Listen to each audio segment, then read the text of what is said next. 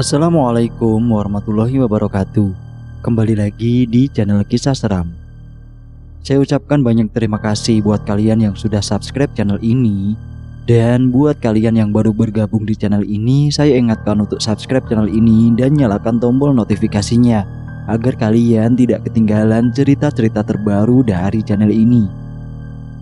Pada kesempatan kali ini, gue akan membacakan cerita. Dan cerita ini ditulis oleh akun Twitter @mika0619.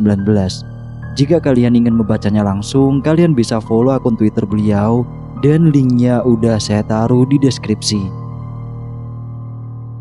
Cerita kali ini berjudul Makam Keramat. Namaku Chandra. Suatu kali aku diajak oleh teman sekantorku, namanya Dimas, ke kampung halamannya di daerah Banten Selatan. Letak desanya tidak jauh dari pantai. Memang wilayah kampung temanku ini merupakan pesisir selatan Banten yang menghadap ke Samudra Indonesia. Dimas anak kedua dari 3 bersaudara. Ayahnya telah meninggal beberapa tahun lalu, sedangkan ibunya saat ini tinggal di rumah bersama si bungsu, seorang gadis yang sedang bersekolah di kelas 11 SMU. Kakak sulungnya laki-laki sudah menikah. Dia beserta keluarganya bertempat tinggal tidak terlalu jauh dari rumah ibunya. Hari Sabtu pagi kami berangkat dari Jakarta dengan menggunakan kereta komuter lain. Kami bersepakat berjanjian bertemu di stasiun Tanah Abang dengan tujuan menuju kota Rangkas Bitung.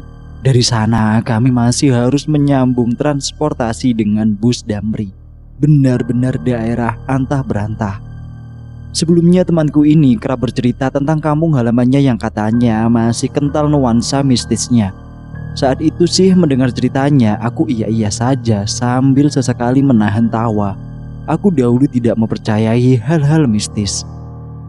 Bagiku dunia mistis itu hanya isapan jempol tahayul belaka. Halusinasi mereka yang mengalaminya ada yang jauh lebih menarik keinginanku untuk turut ke kampung halaman temanku ini, yakni mengunjungi pantai. Aku melihat di mbah Google pantai-pantai di sana indah-indah, masih alami, lumayan untuk sejenak menghilangkan penat dari rutinitas pekerjaan kantor dan hiruk-pikuk kota Jakarta. Sementara kepulangan Dimas sendiri adalah untuk menghadiri acara 1000 hari meninggalnya ayahnya. Di kampung gue masih ada kepercayaan kalau orang yang meninggal karena sebab yang gak wajar, kayak misalnya kecelakaan, maka arwahnya bakal gentayangan ngedatengin tetangga-tetangga. Orang kampung gue menyebutnya marakayangan. Makanya kalau ada yang baru meninggal malamnya suka sepi banget. Orang pada takut keluar. Papar Dimas. Katanya tuh arwah orang yang baru meninggal suka ngetok-ngetok pintu rumah orang-orang sambil bilang tolong dan minta tolong. Ah, masa sih? Sanggahku tidak percaya. Emang lu sendiri pernah ngalamin pintu rumah lu diketok setan? Sambungku. Seingat gue ya belum sih. Janganlah, jangan sampai. Nauzubillah. Seru Dimas. Tapi kata ibu gue waktu gue masih kecil kejadian loh, pintu rumah diketok. Gue sendiri gak inget sih kejadiannya, sambung Dimas.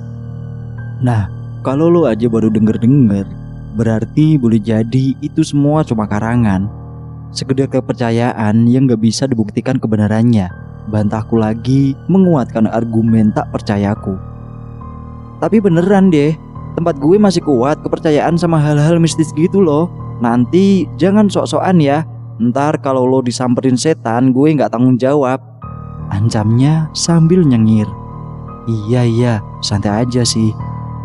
Siang harinya kami tiba juga di kampung Dimas. Sebelum ke rumahnya, dia mengajakku untuk mampir ke pemakaman terlebih dahulu, tempat ayahnya dikebumikan. Komplek pemakamannya terletak di pinggir jalan. Terdapat sebuah bukit kecil. Suasananya teduh oleh pepohonan, namun terdapat 2 pohon yang paling besar. Yang satu tumbuh di bukit kecil itu, satu lagi di tengah makam. Pohon yang di tengah makam lebih besar lagi, dahan-dahannya panjang dan terlihat kokoh. Daunnya lebat sehingga membuat suasana makam tepat di bawah naungannya temaram meskipun sedang tengah hari cerah. Pusaran ayah Dimas posisinya di sisi pemakaman dekat dengan jalan, jadinya memudahkan untuk berziarah, tidak berlampau banyak melewati deretan nisan-nisan. Aku dan Dimas bersimpuh di pusaran kubur ayahnya, lalu dia membacakan doa-doa. Aku pun demikian. Selesai berdoa, Dimas mengelus-elus batu nisan yang bertuliskan nama ayahnya, seolah dia sedang membelai rambut ayahnya dalam tidur panjangnya. "Bapak, Dimas pulang dulu ya," kata Dimas. Aku menyapu pandanganku ke sekeliling makam. Ada nisan yang terlihat baru beberapa tahun, bahkan minggu. Ada juga nisan dan makam yang terlihat sudah tua. Ada makam yang dipagari, juga diberi atap, jadi mirip gazebo. Entah mengapa aku merasa tertarik menghampiri pohon yang besar itu yang terletak di tengah makam. Aku mengajak Dimas menuju pohon itu sebentar. "Ngapain?" "Ya, iseng aja lihat-lihat," jawabku. Kami pun berjalan menghampiri, meneliti langkah di antara sisi makam satu dengan yang lainnya. Tidak seperti pemakaman di perkotaan yang teratur berdasarkan waktu meninggalnya seseorang. Letak makam di sana sangat mengacak aja, di mana ada cukup ruang untuk membenamkan jenazah. Disitulah dikuburkan. Namun tentu saja semuanya menghadap ke arah kiblat. "Loh, tahu nggak Chan? Di bawah pohon itu suka dikuburin telur ayam kampung." "Oh iya? Buat apaan?" Dimas menyorongkan kepalanya sedikit, agak mendekat ke telingaku. Katanya, "Nguburin setan." "Hah? Nguburin setan? Pakai telur? Serius lo?" "Beneran, serius gue. Ntar lo cek aja, siapa tahu ada," jawab Dimas. Kami tiba juga di pohon itu. Dari jarak dekat, pohon itu memang benar-benar besar sekali. Diameternya sekitar 1 hingga 1,5 meter. Warna kulit batangnya kehitaman, terdapat tonjolan-tonjolan seolah urat yang kekar. Akar-akarnya yang besar dan kokoh menyembul di atas permukaan tanah, bahkan berbentuk sekat-sekat. Aku menduga usia pohon itu sudah ratusan tahun. Lalu Dimas menolehkan matanya ke sekitar akar pohon seperti mencari sesuatu. "Chan, sini lo, lihat tuh. Ada tanah yang kayak habis digali," panggilnya kepadaku menunjukkan temuannya. Aku melihat ke tanah sebagaimana yang ditunjuk Dimas. Ada galian ukuran kecil. "Coba gue gali ya," kataku. "Pelan-pelan galinya, soalnya biasanya nggak terlalu dalam digubur. Jangan sampai pecah," sergah Dimas. Benar saja, aku melihat kain yang sudah tampak kotor oleh tanah. Sepertinya tadinya kainnya itu berwarna putih. Kain itu di bagian atasnya diikat tali menjadi seperti bungkus permen. Aku memegang kain itu bermaksud hendak mengangkatnya supaya lebih jelas isinya. Jangan sekonyong-konyong," Dimas menghadiriku. "Kenapa emang? Tenang, kagak bakal kenapa-napa." Aku mengabaikan larangan Dimas, mengambil bungkusan kain itu lalu membuka ikatannya. Benar saja, telur ayam kampung. Aku memegang telur itu dengan ibu jari dan telunjuk. "Ini telur yang kamu maksud, Mas?" tanyaku kepada Dimas sambil tersenyum. "Ah, parah lu Chan. Maksud gue dilihat aja, jangan diambil. Udah buruan iket terus kubur lagi." Aku bermaksud hendak mengembalikan telur itu ke letak semula. Namun peganganku ke telur itu rupanya tidak baik. Telur itu terjatuh dan pecah ketika menghantam akar pohon. "Waduh," gumam Dimas. Wajahnya terlihat pucat. Dia hanya bisa diam mematung. "Ya udah sih, timbang telur doang, ini gue guburin lagi, gak masalah kali pecah juga," kataku meyakinkan Dimas. Setelah kain berikut telur yang sudah pecah kuguburkan kembali, Dimas mengajakku segera meninggalkan pemakaman itu. Saat berjalan belumlah terlalu jauh dari pohon itu, mataku menangkap sesuatu yang menarik. Aku membungkukkan tubuhku untuk memungut. "Mas, ada gigi geraham," kataku sambil menyodorkan temuanku ke Dimas.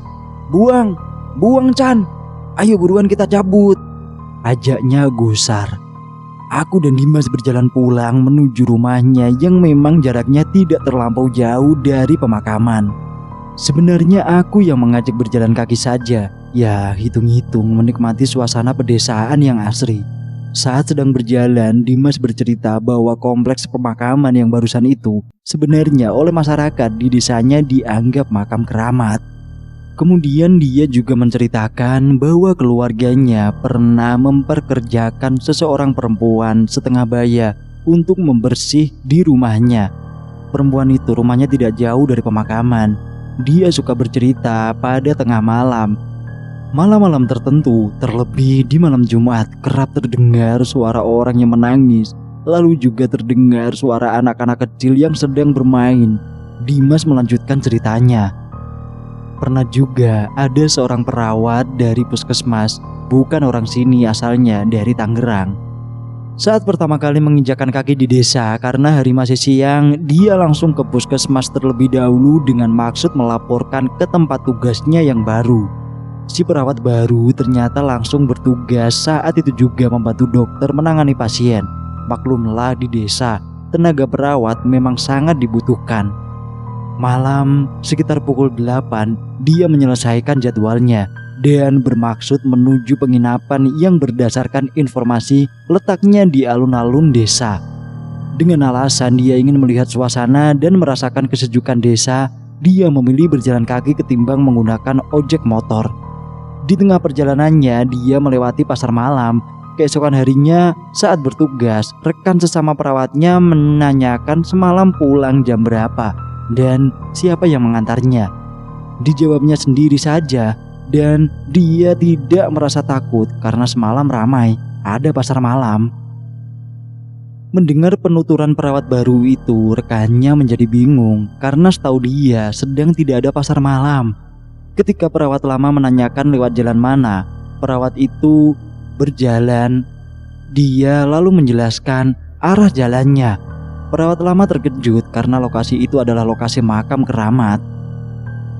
Perawat baru itu hanya tahan seminggu. Dia mengajukan dipindah tugasnya karena dia trauma atas kejadian malam pertama yang dialaminya. Dimas mewanti-wanti kepadaku agar nanti jangan menceritakan kejadian pecah telur itu ke orang rumahnya. Dia lalu mengharap semoga tidak ada kejadian apa-apa. Melihat gelagat Dimas membuatku jadi was-was kepikiran juga.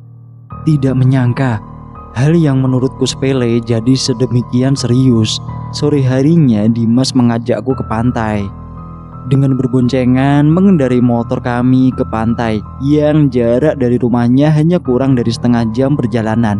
Benar saja, pantainya indah sekali, berpasir putih.